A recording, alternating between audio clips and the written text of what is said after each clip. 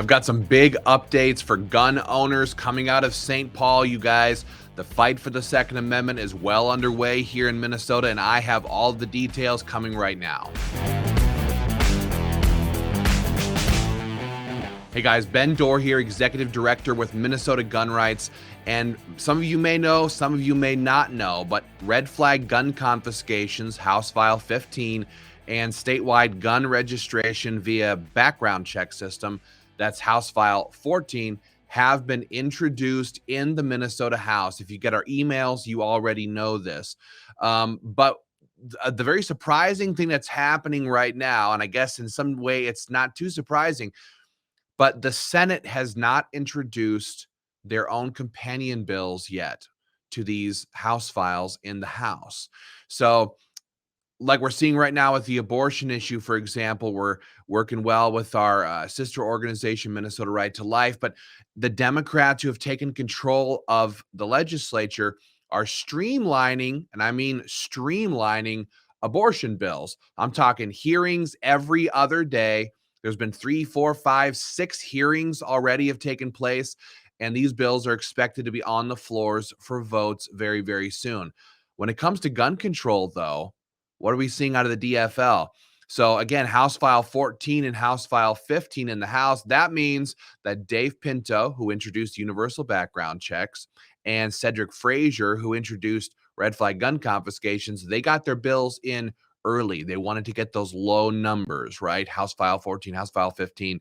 But in the Senate so far, Senator Ron Latz has not introduced any of his gun control bills yet. And we know precisely why. We told you this after the elections got over, and it's coming true right now, baby.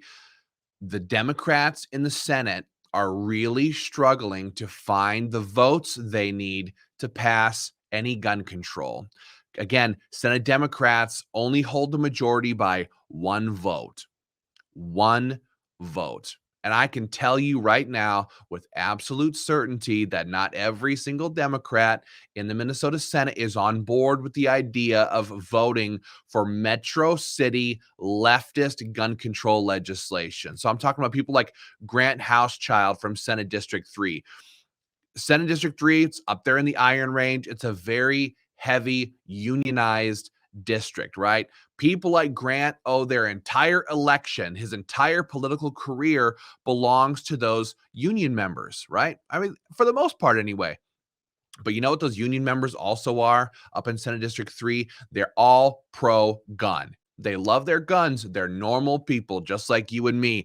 So Grant Housechild, if he has brains, if he's anything like Tom Bach, former Senator Tom Bach, who held SD3 for many, many, many years, if he's anything like Tom Bach, he'll be smart and be a no vote on this legislation. If he's not, we will very happily go into SD3 in 2026 and make sure every single person up there knows that Grant Housechild was a yes vote on government mandated storage, on red flag gun confiscations, and universal background checks. And he's not the only one. Rob Kupek, people like Eric Putnam, even Judy Seeberger. Now, she's a raging leftist, but she won her district by 300 votes.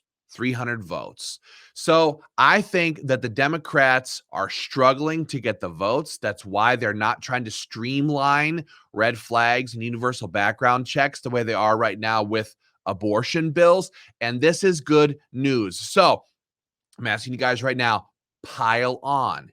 Pile on. There's links on top of this video. There's links in the description, wherever you're watching this at. Click on the link, sign your petitions, send your pre-written emails, do everything you can do. We're at the Capitol pretty much full time right now. Been up there many, many times. We're meeting with, there's some great senators up there. People like Nathan Wiesenberg from Senate District 10. People like Senator Bill Liskey from Senate District 58.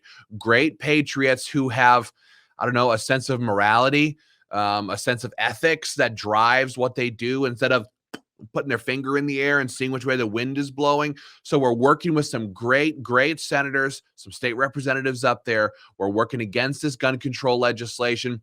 But you know this, I know this. It's not about us. It's not about me. It's about you. Your phone calls, your emails, your petitions. Click on the link, sign your petitions, guys.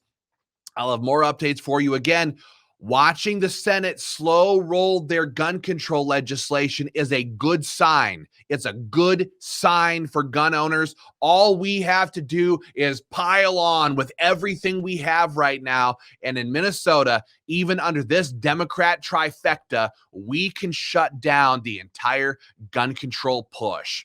Click the link, guys. Sign up. Also, renew your membership with Minnesota Gun Rights. Join up if you haven't. Go to joinmgr.com. I'll have more updates for you very soon. Very exciting news, at least for gun owners, in the first 10, 12 days of this legislative session. So get it done, guys. We'll talk to you soon.